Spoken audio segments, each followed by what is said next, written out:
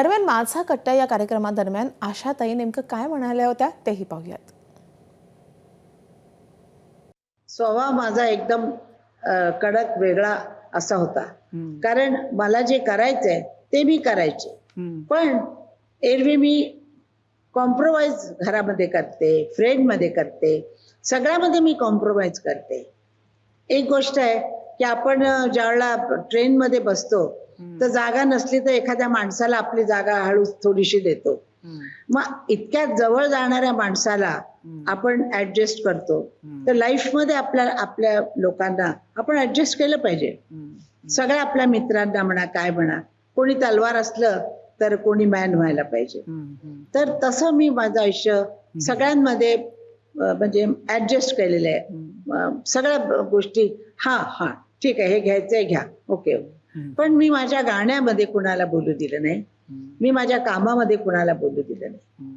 आणि मला माझं जे वस्तू मला आवडतात त्या वस्तू मी करत राहते. आणि म्हणजे मला जसं हवं तसं त्या गाण्यामध्ये मी कॉम्प्रोमाइज नाही करत. लहानपणापासून मी ऍडजस्टमेंट सगळ्यामध्ये करायचे, पण मला जे काय गाण्याच्या बाबतीत मी कुणाचं हे केलं नाही, म्हणजे ऐकलं नाही की तुम्ही काय करा, काय नका गाऊ, अमकं करा, तमकं करा, असं नाही. गाणं माझं जीवन आहे, माझा श्वास आहे, मी गात राहणार. संघर्ष हा होता, तुम्ही म्हणालात ना एका झाडाखाली दुसरं झाड उगत नाही, तर त्या झाडाने वेगळं व्हायला पाहिजे. तशी मी वेगळी झाले, भोसले झाले आणि मी गायला लागले. संघर्ष आमचा कधी कुठेही आमच्या नात्यात कुठेही आला नाही, पण गाण्यात संघर्ष असायचा आणि लोकांनी केलेला आहे तो. ही चांगली गाते का ती चांगली गाते, ती चांगली गाते का ती, सगळं तरुजात तरा जो असतो ना त्याच्यात ठेवलेलं होतं. तर ती गोष्ट मला आवडत नाही.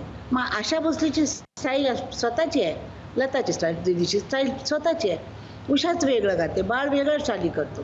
म्हणजे सगळे वेगळ्या वेगळ्या तऱ्हेनं गेले पाहिजेत. पण तुम्ही म्हणालात तसं एका झाडाखाली, मोठ्या झाडाखाली छोटी झाडं वाढत नाहीत. तर झाडांनीच ठरवलं पाहिजे की आपल्याला मोठं व्हायचंय तर काय केलं पाहिजे. मी सगळी गाणी गायलेली आहे, सगळ्या स्टाईलची.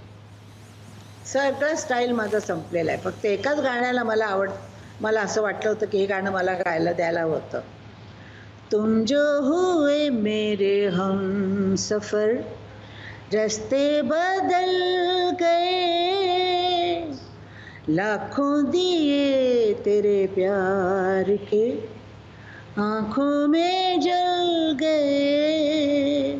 हे गाणं मी इतक्या चांगल्या तऱ्हेनं गाले असते असं मला वाटतं की हे गाणं मी गायला पाहिजे होतं. काय असतं, माणूस असतो ना तो फार हावरट असतो, त्याला कधी समाधान मिळत नाही. मला हे नाही मिळालं, मला ती भाषा नाही शिकता आली, मला ते इंग्लिशमध्ये गाणं नाही गाता आलं, काय रशियन मला गाता नाही आलं. हे सगळ्या गोष्टी माणसाच्या मनात असतात आणि तो हावरट असतो. त्याला किती देवानं दिलं तरी त्याचं मन भरत नाही. आणि त्यामुळं मी या गोष्टी विचारच करत नाही की मला आणि काय हवं आहे, काय नाही. सगळं देवानं दिलेलं आहे, फर्स्ट क्लास आहे. तो जे करेल ते चांगलंच करेल. उद्या जर मी मेले तर ते माझ्यासाठी चांगलंच असणार. म्हणजे त्यानं जे लिहिलेलं आहे ते होत राहणार. आणि प्रत्येक माणसाने बांधून ठेवायला पाहिजे मनामध्ये की देवाची जी लिहिलेली नशीब लिहिलेलं आहे, त्यानं सटवाई येऊन लिहून गेलेली आहे, ते कोणी बदलू शकत नाही. एबीपी माझा, उघडा डोळे बघा नीट.